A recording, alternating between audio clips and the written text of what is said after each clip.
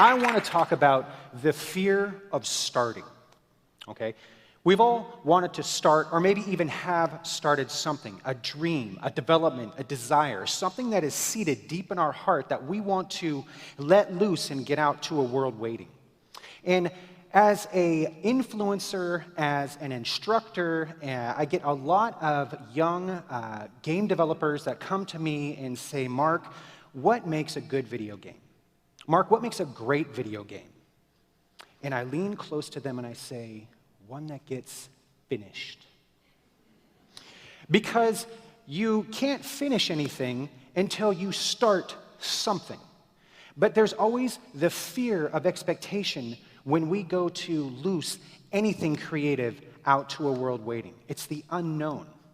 And so it stays in our head, and it's safe there, and it's warm, and we can realize it. But in order for us to loose it and get it out there to finish, we have to start writing it down. And as we write those features, and as it starts to take shape in front of us, the words just keep building and spilling off the page, and then all of a sudden that intimidation comes in, that expectation rises, and we're like, oh my God, I can't meet that. And worse yet, is we look out to that world, and we start to project our expectation on them. Our expectation, the world's expectation. But that's actually a false thing to do, because the world, they don't know what you're going to be bringing out. They have no expectation.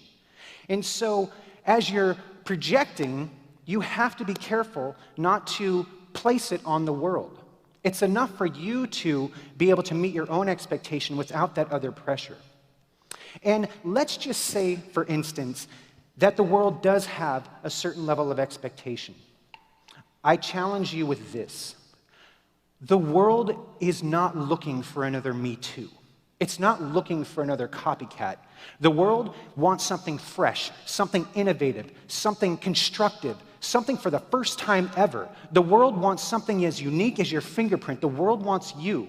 The world wants your story. The world wants your idea. Anybody here? Okay? That doesn't happen until you loose it. And so you have to get over that fear.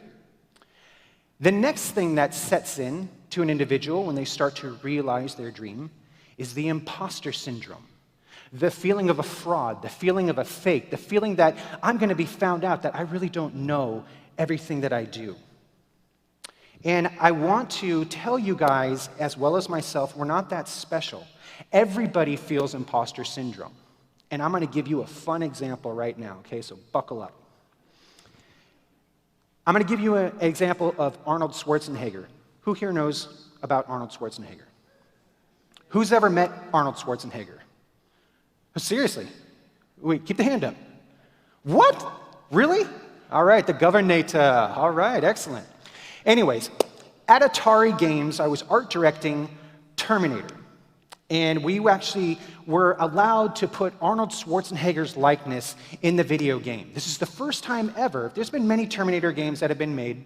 This is the first time ever we were able to use his likeness in game, which was really exciting. So we talked to the movie studio. We were able to get the cyberscan data, the 3D topology of Arnold's body. And we took that model and we put it into our game. And as I'm watching this model go around, I'm sitting there and I'm saying, you know what? Arnold's a big guy, but this just doesn't look Terminator enough. Okay? Terminators don't open a door and walk through it. All right? They pick up the nearest car and they throw it through a wall. And then they walk through it. So I'm looking at this model and I'm telling my artist, and I'm sitting there saying, guys, let's make Arnold's chest a little bigger. Let's make his thighs a little bit thicker. Okay, that looks great. All right, now we got to go meet the man because he has to approve his likeness. And so I go with this model, I go over to Synergy Studios, and we sit down with Arnold and his agent, who was kind of a tool. And so I'm sitting there, and Arnold is watching his 3D model spinning on the screen, and he's just sitting there in his Hawaiian shirt and his cigar. And his agent all of a sudden chimes in, I don't think Mr.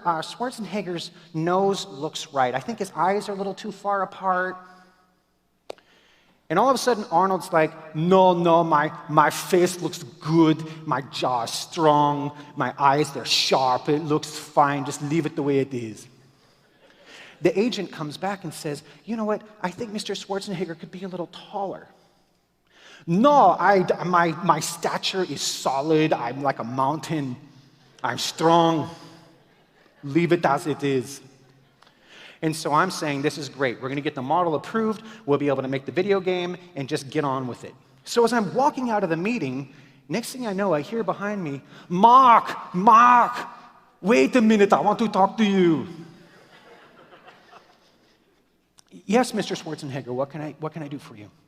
Mark, I want you to go back and tell your artists they did a good job on my body. I look really good. They modeled it fine, but I want to make a request of you.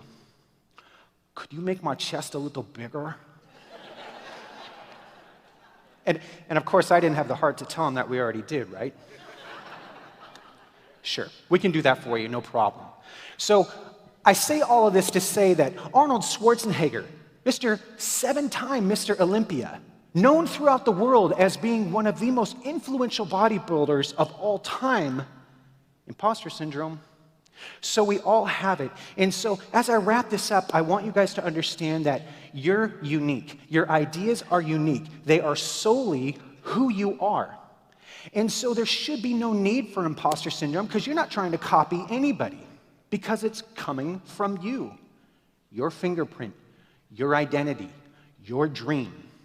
This is what you have, and this is what the world doesn't want. It's what the world needs, that originality and that uniqueness that you have. But you have to start.